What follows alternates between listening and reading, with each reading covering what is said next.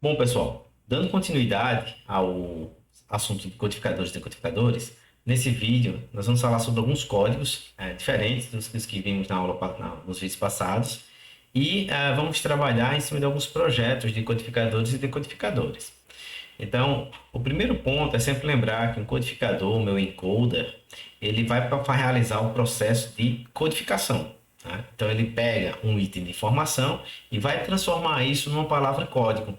Então, o código em si seria o quê? Seria o conjunto de regras que vão gerar, né, que vai regrar, de fato, a formação das minhas palavras código. Tá? E a palavra código ela é formada, obviamente, das regras e do alfabeto, que define que tipo de símbolos nós vamos estar utilizando para a geração dessas palavras código. Então, um exemplo que é bem interessante aqui de trazer para vocês é de um código que é chamado código totalmente decodificado. E nesse caso específico, a regra que é associada é que para cada item de informação I, nós vamos associar um bit BI da minha palavra código. Tá? E as palavras válidas desse código, quer dizer, as palavras código que são definidas para esse código, elas possuem apenas um bit diferente de zero. Tá? O bit que vale 1 vai indicar pela sua posição o item codificado pela palavra. Então, isso aqui é a regra que a gente vai estar utilizando aí para definição desse tipo de codificação. Tá? Esse é um código muito simples de ser gerado. É um código que a gente pode usar uma chave binária para cada item, né? Como a gente vai ver já já, tá? Então, inicialmente, imagine como um conjunto de chaves binárias, todas elas estão desativadas, ou seja, na posição de retorno. E a gente vai dizer nesse caso que a posição de retorno da chave, ou seja, quando a gente não pressiona essa chave, a posição é zero. A gente tem um nível baixo de tensão, tá certo? E nesse caso, a palavra código, se todas as chaves estiverem desativadas, vai ser tudo zero. Nenhum item está sendo gerado ou codificado para esse caso específico, tá? Na medida em que eu quero codificar um item I, a chave I, né, da mesma posição, então, é selecionada e ativada. Então, eu pressiono aquela chave. E ao pressionar essa chave, eu coloco ela na posição 1, ou seja, no nível alto. Tá? Para não haver conflito, a gente tem que apenas uma chave pode estar ativada por vez. Porque lembre, a gente tem uma relação direta. Uma chave está relacionada a um item de informação, tá certo? Então, após um tempo apropriado, a chave é desativada, ou seja, é retornada para a posição zero. Então, o que seria isso, de uma certa forma? Imagina um teclado aqui octal, que a gente tem aqui à esquerda, tá? Então, você tem essas teclas, que a gente vai considerar como sendo botões. Então, na medida que eu não pressiono esse botão, ele apresenta aqui na saída o valor zero em binário, tá? Com nível lógico baixo. Na medida que eu pressiono o botão, essa saída x0 aqui, por exemplo, ela vem para 1, tá certo? Então, a gente tem aqui nesse teclado octal os 7 símbolos possíveis do sistema octal. Então, são os 8 símbolos possíveis do sistema octal. Então, são 8 símbolos, 8 itens de informação que eu estou codificando. Lembrando, se eu estou querendo codificar um item de informação, eu tenho uma palavra código associada. Né? Então, para mim, não faz sentido eu pressionar duas teclas ao mesmo tempo. Porque senão é como se eu dissesse que eu queria codificar ao mesmo tempo dois itens de informação. Tá? Então, para a gente, vamos considerar apenas que uma tecla é pressionada por vez. Tá? Nesse caso aqui, nós temos as seguintes situações. Caso nenhuma tecla seja ativada, como a gente viu, todas as saídas, os bits dessa palavra código vão ser iguais a zero. Legal? Caso eu pressione uma minha tecla zero, o x0 vai para 1 e os demais continuam zero. Se eu pressiono a tecla 1, o x1 vai para 1, o x0 é 0 e os demais aqui são 0, tá? E assim por diante. Então, apenas uma tecla pressionada por vez vai me dar algo nesse formato. Então, para 0, apenas o x0 é 1. Para 1, apenas o x1 é 1. Para a tecla 2, apenas o x2 é 1. E assim por diante, tá? Então, a gente tem esse comportamento aqui, tá? No caso específico aí do meu código totalmente decodificado. Tudo bem? Então, vejam, o que é interessante nesse código? Na medida que você observa essas palavras códigos aqui, ó, você consegue definir que tecla foi pressionada de forma muito simples. basta olhar a posição onde eu tenho um bit igual a 1. Tá certo? Então, uma vantagem, de fato, desse tipo de codificação é que ela é extremamente simples de se realizar, é extremamente simples de interpretar a informação, mas tem uma desvantagem muito grande, que é a quantidade excessiva de bits. Ora, nós tínhamos ali apenas 8 itens de informação. E se a gente fosse utilizar algum outro tipo de código, como por exemplo meu CBP, meu código binário padrão, vocês utilizariam apenas 3 bits para codificar 8 itens de informação. É 2 elevado ao cubo, não é verdade? Então, de fato, para codificar 8 itens, são usados 8 bits nesse caso, porém o mínimo necessário são 3. São 3 bits. Né? Então, muitas vezes a gente tenta tratar algo do totalmente decodificado e depois realizar uma compressão dessa informação que foi gerada a partir do teclado para um outro código, um código que a gente vai usar um N-mínimo, tá certo? Então, nesse sentido, imagine o seguinte circuito. Você tem aqui à esquerda o teu teclado octal, tá? Ele gera aqui, ó, 8 dados, 8 bits, né? Palavras código com 8 bits. E aí, logo após, eu posso utilizar um conversor de código. Eu posso realizar uma codificação para um código compacto. Esse código pode ser vários. Podia ser o CBP, podia ser o CBR, tá? Entre outros aí que tem nas referências que eu vou colocar para vocês. Então, nesse caso específico aqui, a gente vai fazer a conversão do totalmente decodificado de 8 bits para o código binário puro de 3 bits, tá? De forma que a gente associe cada item de informação que eu quero codificar, ó. Isso aqui seria o item de informação relacionado a gente ter pressionado a chave X0.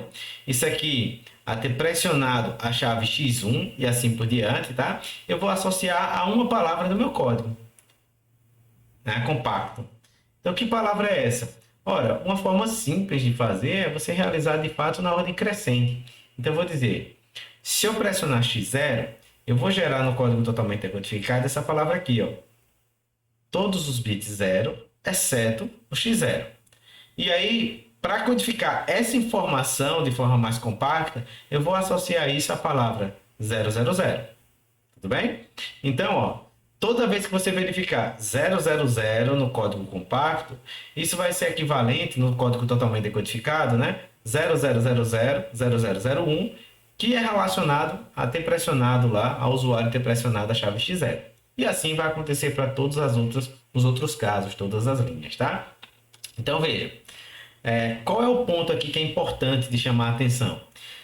Se eu pedisse para vocês realizar um projeto desse circuito, talvez de um primeiro momento vocês achem que era uma coisa muito simples, porque bastava realizar o projeto do Z2, depois o projeto para Z1 e depois o projeto para Z0.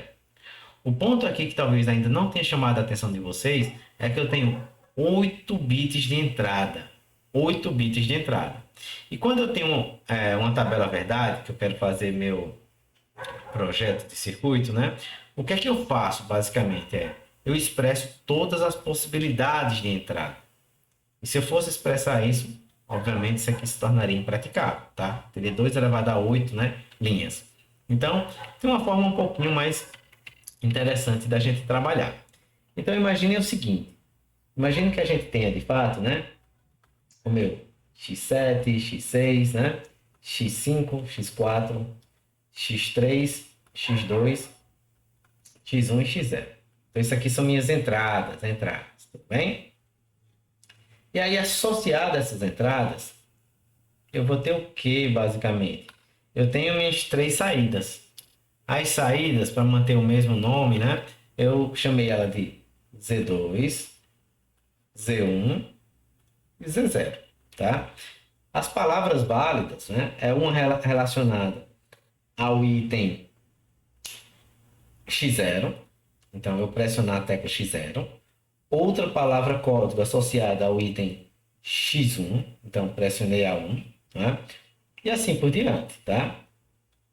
Então, veja, para cada uma dessas palavras aqui que eu estou colocando, eu vou ter uma palavra do meu código compacto associada a ela. Tá?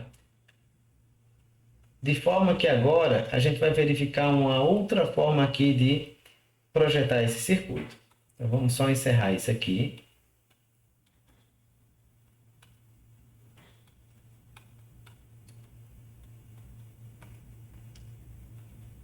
Certo, então vejam só.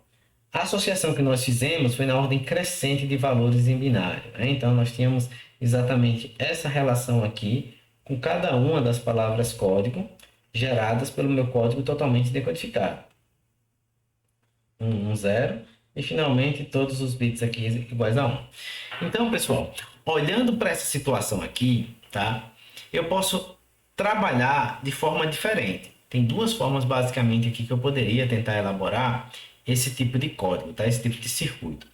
A primeira seria fazer o seguinte: seria pegar apenas considerar que todas as linhas que estão omitidas aqui, ó, que não estão presentes do lado da entrada, a saída é 0, o que faz com que o projeto usando minitermos ele passe a ser factível, na verdade, mas cada minitermo, olha, considerando isso aqui, ó, são minitermos de 8 variáveis. Essa linha que eu acabei de colocar a seta seria o quê? x7 barra, x6 barra, x5 barra, x4, x3 barra, x2 barra, x1 barra, x0 barra. São coisas enormes, tá? E que vão gerar aí, de repente, um circuito maior do que eu precisaria, né? Considerando aí que o meu código, de fato, ele é composto apenas dessas palavras-chave aqui. Tudo bem? Existentes. A outra forma seria considerar o quê? Esse código de entrada, como eu falei para vocês, ele tem apenas 8 palavras válidas. Se eu considero apenas essas 8 palavras válidas aqui da minha entrada, eu posso começar a vislumbrar cada uma dessas expressões de forma um pouco diferente. Eu posso olhar para Z2 e pensar, em que casos Z2 tem que fornecer 1? E pensar de forma um pouco diferente ainda, dizer que teclas pressionadas gerariam Z2 igual a 1. Olhando agora, levando em consideração essa última frase que eu coloquei, você me diria o quê? Z2 é 1 nesses 4 casos aqui. Ou seja, Z2 é 1 se eu pressionar a tecla X4, ou se eu pressionar a tecla X5, ou se eu pressionar a tecla X6, ou se eu pressionar a tecla X7. Isso quer dizer, ó, traduzindo para a equação, eu teria aqui Z2 é igual a 1, né? Quando o quê? Quando eu pressionar X4, ou X5, ou X6, ou X7, tá? Ou X7. Deixa eu tentar só afastar um pouquinho isso aqui. Opa. Vou ver aqui. Ou X7. Tudo bem? Então veja, de fato, pessoal, lembre que quando eu pressiono uma tecla, aquela tecla vale 1. Tá certo? A tecla vale 1. É a saída da tecla isso aqui, né? Então, se eu pressionar X4, X4 é 1 e os demais são 0. 1 ou 0 ou 0 ou 0 é igual a 1. Então, Z2 vale 1. E quando é que Z2 vai valer 0? Quando eu não pressionar nenhuma dessas teclas, olha. E se eu observar aqui, no caso do Z2, ó, desses 4 aqui, é o que acontece. Se eu não pressionar X7, nem X6, nem X5, nem X4, o Z2 tem que valer 0. Tudo bem? É um projeto um pouco mais simples, mas é bom chamar a atenção de vocês. Usando o mesmo tipo de raciocínio para Z1, o que é que a gente tem? Z1 deve ser 1 quando? Quando eu pressionar X2 ou X3. Então, X2 ou X3 pressionado, o meu Z1 tem que dar 1. Ou pressionar quem mais? X6 ou X7.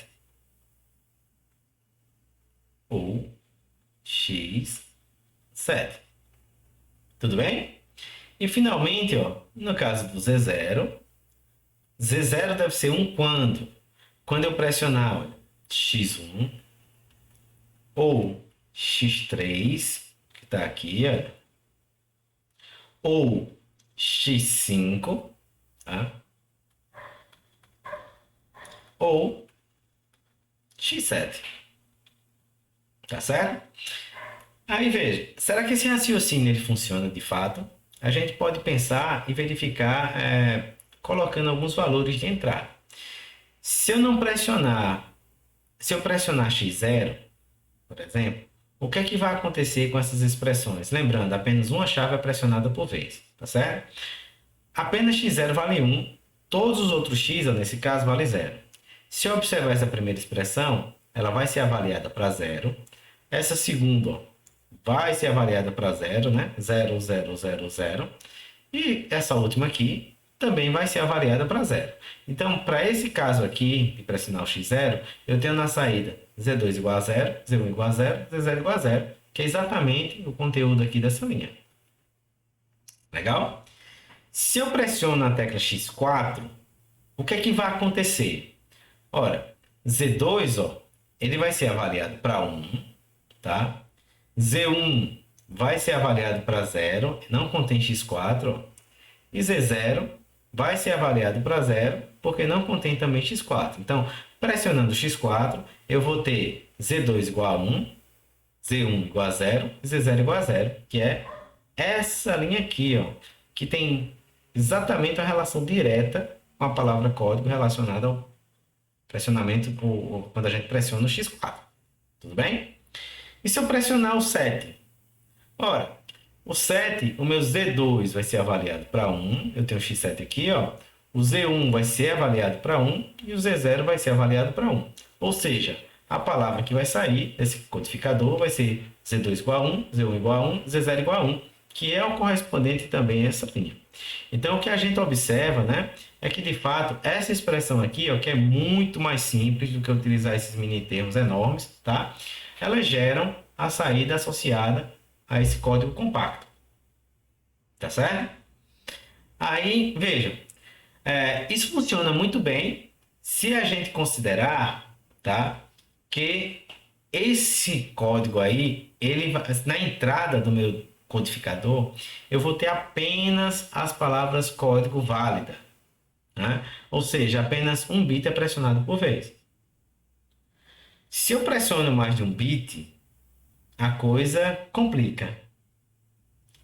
Por que complica?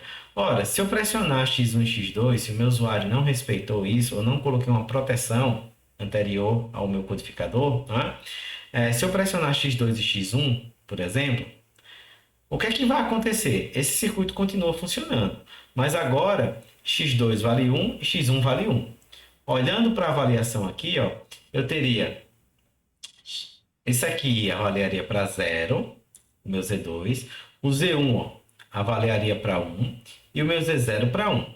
Então, ao pressionar X2 e X1, eu teria 0, 1, 1, que me diria que foi pressionado X3, e X3 nem foi pressionado.